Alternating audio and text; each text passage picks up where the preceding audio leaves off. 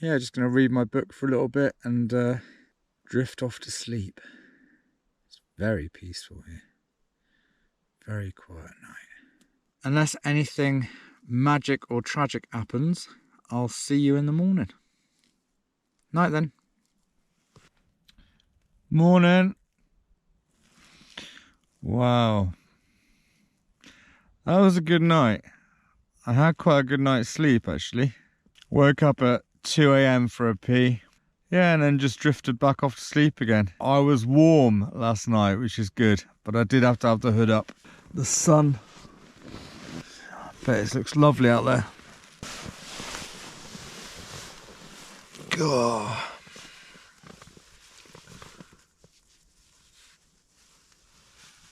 That was a very cold night. I was warm, but it was very cold. The sleeping bag feels icy. What temperature did we get? Oh, let's have a look. Oh yes, it stayed around. It's around -5. Wow. I can see that the sun's up this morning, look. Can't wait to see what it looks like out there.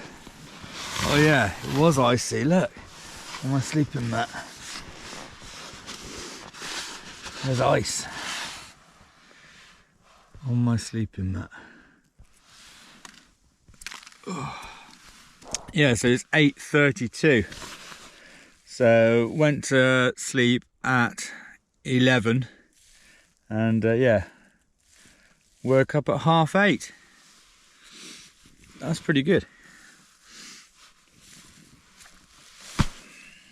Right, let's see if we can have a glimpse of this sunshine, shall we? In real time, just as we've woken up. Beauty about this, we've got 2 vestibules, so we can look out on this side.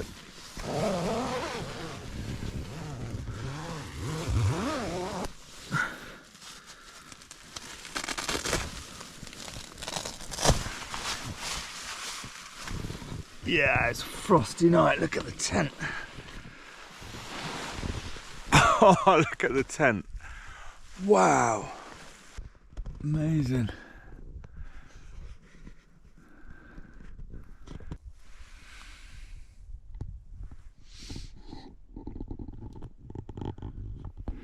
This is my first glimpse of Dartmoor this morning. This is in real time.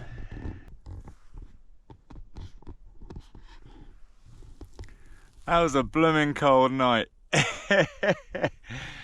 Hey.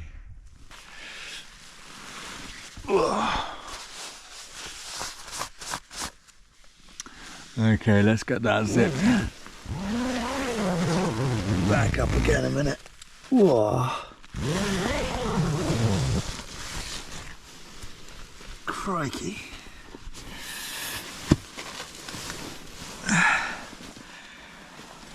Yeah, that's frosty out there, isn't it? Okay, I'm gonna get myself rallied. I'm gonna go and get some shots of this sunrise actually. So let me get my boots on. We'll go out and have a quick look, and then I'll put the kettle on and make a nice warm coffee. But yeah, I want to just get some quick shots first.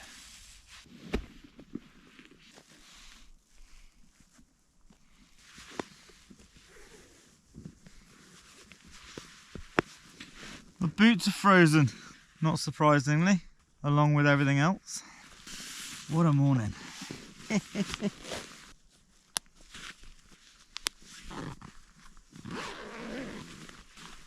Right, let's go and see what we got.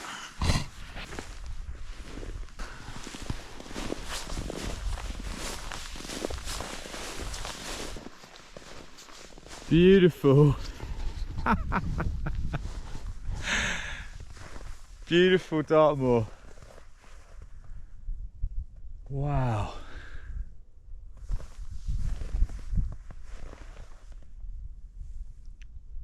feels like I got it all to myself.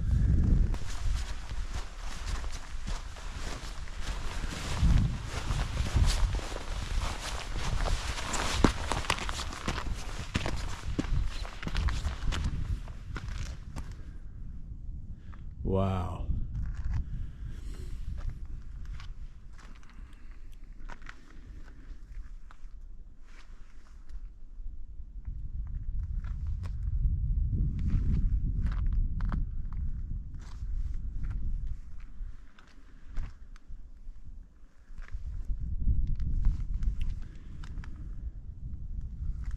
It's probably about 8:45 in the morning now. That's Great Links Tour over there. They're the army huts we saw last night on Kitty Tour.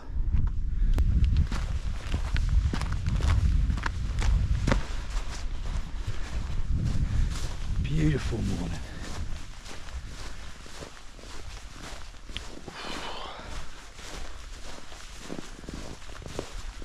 Ooh. Let's get the kettle on. Look at that tent. Completely the right decision to bring the Hubba Hubba. I really enjoyed having that extra space.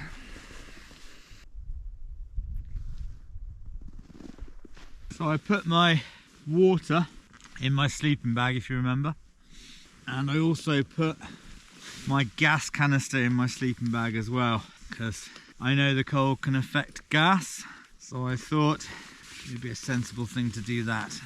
Let's get the kettle on.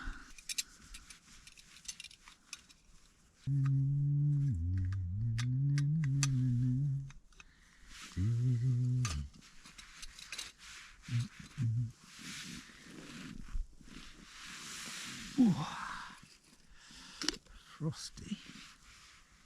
Well, we got, yeah, it has frozen the water.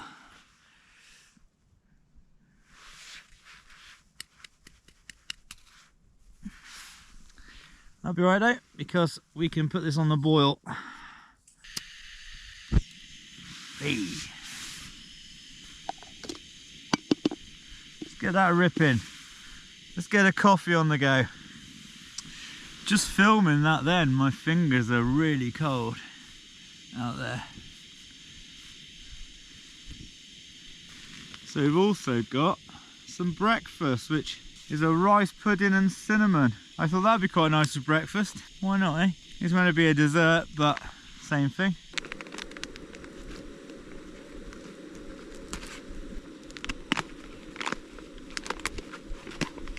There's my rice pudding and cinnamon. Remove the oxygen absorber. That's it there.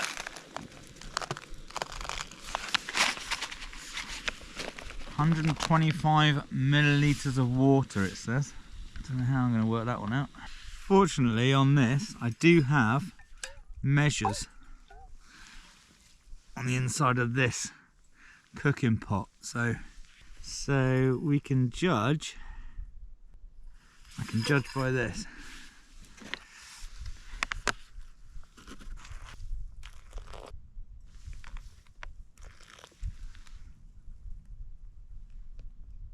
That's about 125. Give it a mix up. God, it smells good. That smells good. Rice pudding and cinnamon. You can really smell the cinnamon in there. Wow. That's going to be a good breakfast, that. I thought it'd be very similar to porridge, with the energy value of rice against the energy value of oats and that sort of stuff. Wow, it's amazing to be here this time in the morning. 6k from any road, so I have got the place to myself for the minute. And it's also quite hard to get here because it's there's quite a few bogs on the way up here to Kitty Tour, and I had to jump over a few, and it wasn't easy just getting here. So I'm not expecting anybody. Last time I camped up here, when I camped here then, I woke up in the morning and there were joggers coming along, but I can't imagine any joggers coming through that bog in these conditions. The bog is very deep down there, and it's got like little bridges that take you over, but where the bridges end, it's very, very deep bog. I was going to turn back at one point and head for Great Links Tour, but I just thought, oh, we're losing light. I want to be up here really. And you know what? Sounds like a strange thing, but this is Kitty Tour, and Shane McGowan unfortunately has passed away 2 days ago. God bless him.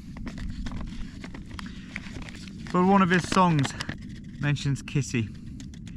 Oh Kitty, my darling, remember. I don't know if he wrote it, but he certainly sang it. And on the way up I was thinking Kitty and Kitty's tour. At one point I thought we'll head up to Great Links, which is different up here, and also it's quite a poignant name and reminder for me. And of course the Fairy Tale of New York was playing last night on the radio, so we went on to the Kitty Tour and played the Fairy Tale of New York, which is all quite nice.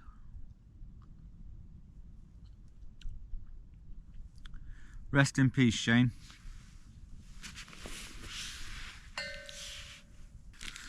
So here's my coffee mix. Make it myself. For every cup, I put 2 teaspoons of Coffee Mate with 1 teaspoon of coffee. And then when I'm out camping, I take 3 spoonfuls of this, chuck it in a mug, and it works out all right.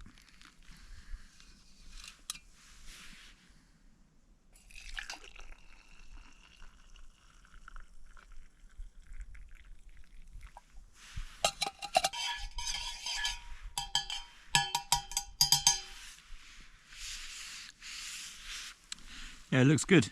See? I don't know if you can see, but it's coffee.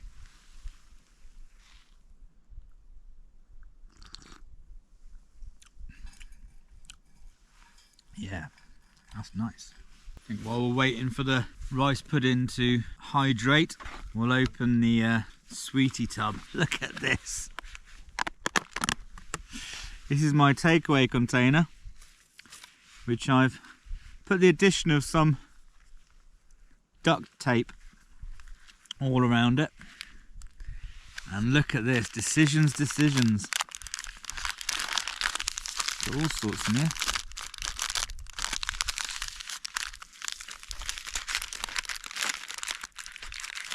Start off with a Cadbury's Whisper, eh? First thing in the morning. Get some calories in here.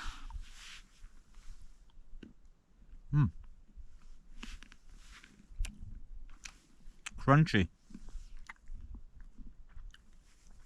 Very cold. It's been in the fridge. Freezer. Overnight. There's a dairy milk one.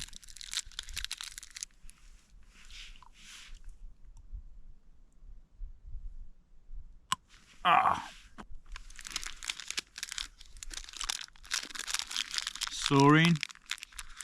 These are great little snacks, these. Uses a lot when we're cycling. Perfect, stick in your pocket.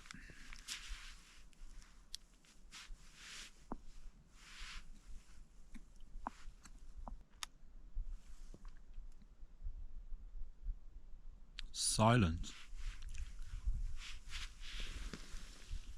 I wonder if anyone else camped out here last night on Dartmoor. Surely people camped last night. I saw the people walking along the ridge down there. 2 people it was, and they had these torches. Or it might have just been head torches, they were just looking. Big bright torches there, and they're walking that pathway down there. Maybe they were out camping. I don't mind being out here on my own anyway. I've got to say though, last night I was hoping that I had all the gear I needed, and I did. I had all the gear I needed. The only thing that I need to change is my mat is a 3R, and in conditions like this I could feel a little bit of cold coming through. Not enough to kind of keep you awake, but enough to be conscious of it. So I have got a 7R at one, which is more winterized than this, and that's the one I'll bring next time if it's cold like this again. Other than that, I was fine, and I still had extra layers that I could have put on if it had got colder, and if, you know, if I needed to. Last night I was thinking, how cold is it going to get? You know, I am quite high up here on Dartmoor. Dartmoor is quite high up, so even though the forecast for the surrounding area was kind of -5, or Dartmoor as a whole, you just don't know. I think it probably got lower than it was -5 in my tent, but then I was in there keeping it warm, you know. So I think outside it was lower than that. I have my little microclimate in my tent. Right, let's see what this rice pudding's doing, shall we? Oh yeah.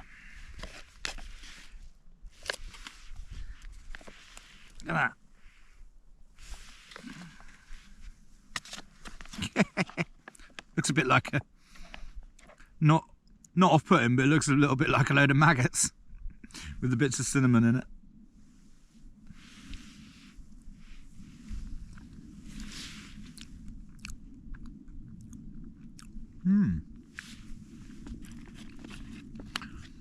That's good. A little bit crunchy, but I'm alright with that. Yeah, that's alright, that. God, it does make a difference, you know, having something like this, one of these sweet little breakfasts in the morning, really is a pick-me-up, you know. It's really good.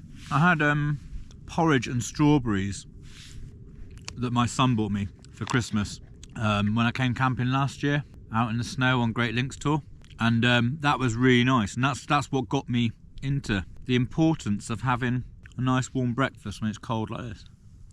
It's nice to have it. Right, I'm going to carry on eating this, and I'll update you in a minute.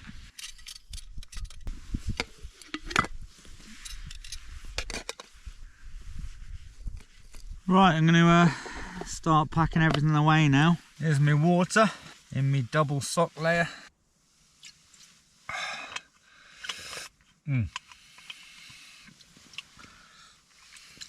Soya filtered water.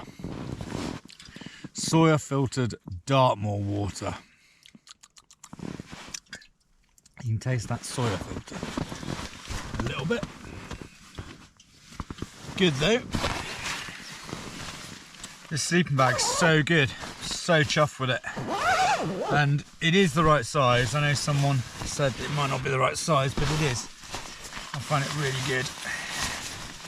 I've got enough room inside it, and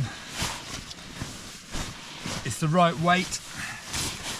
Keeps you nice and snug and warm. Love it. I couldn't do this without it. I couldn't anyway, because my feet get quite cold. And I use my snozzle bag, which inflates my X-bed sin mat. I use this for my dry bag for all my sleeping kit.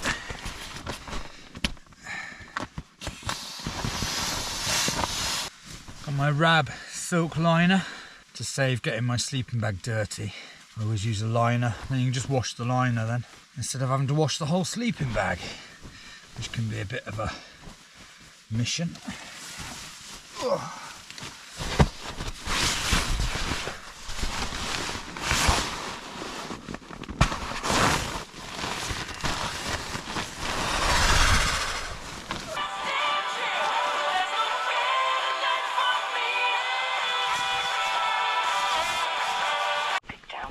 For the Christmas ball, please kiss him all night. Wish I had known that what seems so strong has been and gone. I would call you up at a Saturday night. So just packing everything away. Thought I'd just show you how I pack my stuff. I have everything in separate bags. That's all my sleeping kit, that's all my clothes, my food, and all my electrical stuff, and my odds and bits and bobs and whatever, my book and that sort of stuff in there. Yeah, I've got my water filter and stuff in the hood there. And I've also got the spare GoPro battery and a spare SD card in the top as well, so I can get that. My foil mat is in there, in that front bit. And yeah, in the pockets I've got my monocular, some humbugs, some lip sole, which I'll put some on in a minute. Yep. My water bottle goes on the side. I always put my tent in the bag, and I keep my poles on the outside, just on the side here. So I have the poles there and my water bottle on the other side, just the way I do it. Yeah, it's kind of a nice little organised system, and my bags have obviously got these windows in them, so I can see what's in each one. I think the tent's a bit frozen. Wow.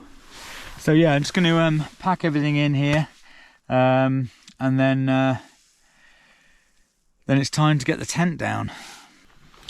Yeah, something I forgot to mention, super important, in this pack here, so on the inside of the pocket, I've got my first aid kit, and in there I put a foil emergency blanket as well, not just for me, but if I found anybody out on these moors and they're in trouble, I've got my blanket so I can help people out.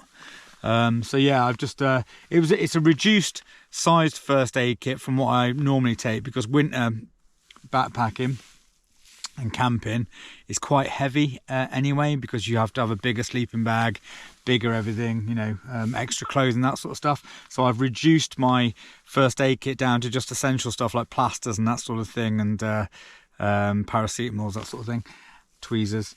And yeah, like I say, got that thermal blanket in now. I just thought it was super important actually to bring that along. So yeah, I think it's just so important to have a first aid kit. Hopefully it's one of those items that you'll never need to use, but you've got it there just in case.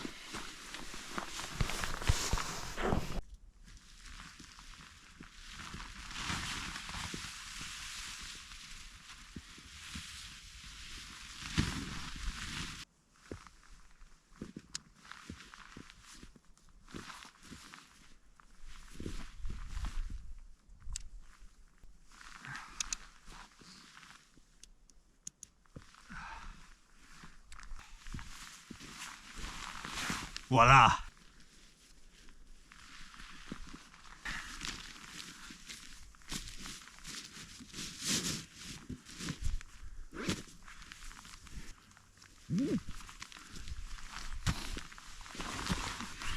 Done.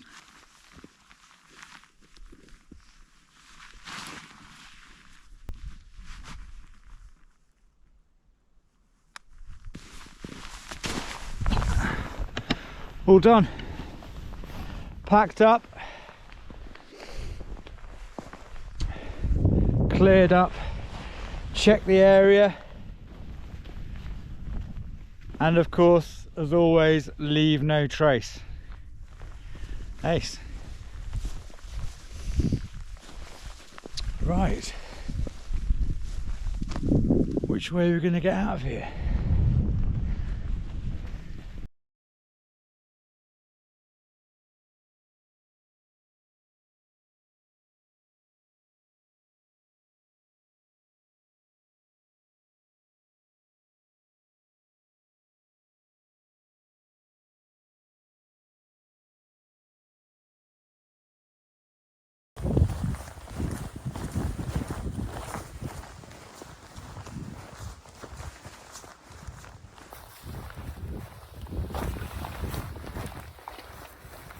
Following the animal footprints. It's probably a fox.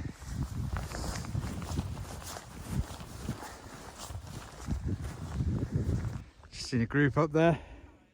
They're doing 10 tours training. Going up to Kitty Tour. It looks like there's another group up here. Maybe training for 10 tours. Tackling the ice. See how icy this is. Even with these yak tracks on, it's still slippery. Today. Yesterday they were coping alright. The ice must have been softer in the afternoon.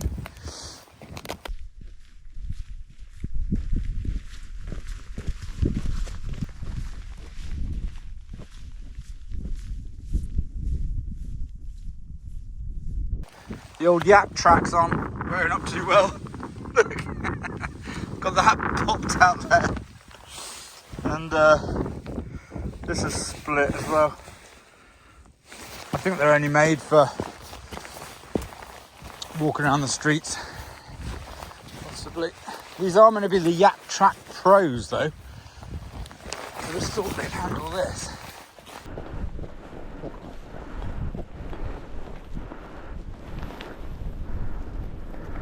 This is up on Sowerton Tour. And back over to Great Links where we came from.